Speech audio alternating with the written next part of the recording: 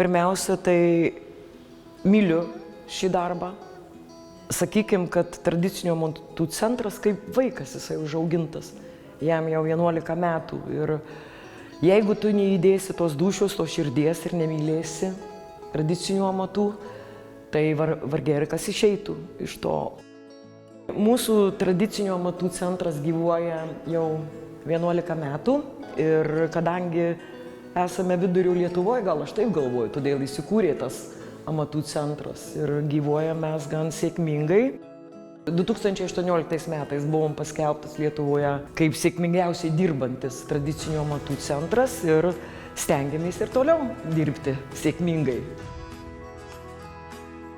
Mes kai įsikūrėme, kai kūrėme tradicinio amatų centrą, tai jisai buvo kultūros centro patalpose.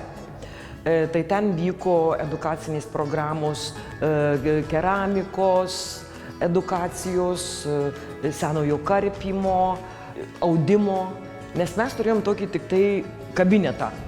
Ir tada 2016 metais savivaldybei pritarus, finansavimą gavus, pagalvojom, kad būtų labai gerai praplėsti tradicinio amatų centro patalpas ir pastatyti priestatą. Ir būtent su kulinariniu kartu paveldu. Sertifikuotų amatininkų mes turime Kaišiadorių rajone 26, jeigu aš neklystu. Sertifikuoti tautinio paveldo produktai 56, o bendradarbiaujam aplamai su vidurio Lietuvos tradiciniais amatininkais, kuriuos kviečiame į šventes ir muges, apie 40.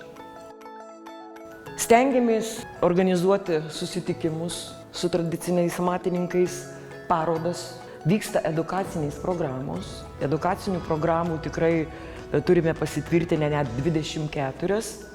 Ta tradicinių amatų centrą atvykstantys žmonės jie mato. Mato ir klausinėja, o mes stengiamės pasakoti apie jį ir apie jo veiklą. Iki 3000 lankytojų pas mus apsilanko būtent edukacinėse programuose. Populiariausios edukacijos tai puoselėjam kultūrinį paveldą. Tai aišku, kaišiadorietiški kakorai, karameliniai saldainiai, ir mūsų garsus žaslietiškas kugelis, tada švilpikų gaminimas, kepti cepelinai. Edukacinė programa taip ir vadinasi giros degustacija. Mūsų tradicinė amatininkė Nijolė Dukonienė, jinai atsiveža įvairių rūšių giros, žmonės degustuoja ir jinai pasakoja. Sakau, aš save kaip amatininką suvokiu, kalbant apie senuosius receptus, senuosius patiekalus, tai aš save, taip žinot, kaip laidininką suprantu.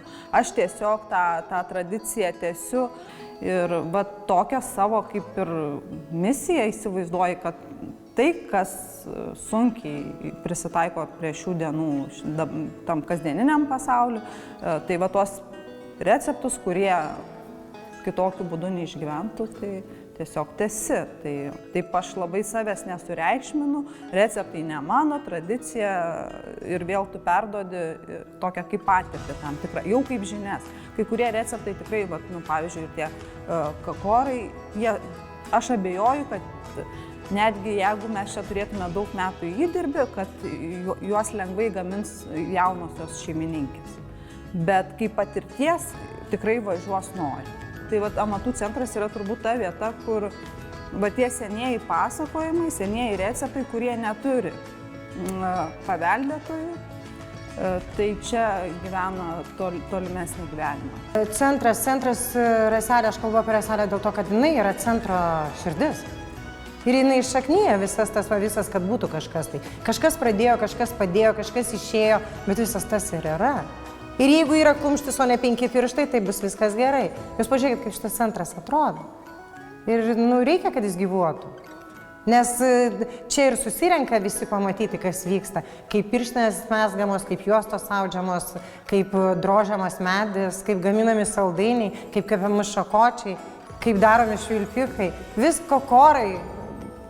Viskas ir dedasi į vieną, atrodo daug žodžių, bet visas vienas, kas pagrindas vadovas. Nuo vadovo priklauso kaip visi kiti. Ir tada dasideda kolektyvas, o jeigu kolektyvas dar dasideda, idėjiniai žmonės, viskas, ir gyvuojam visi.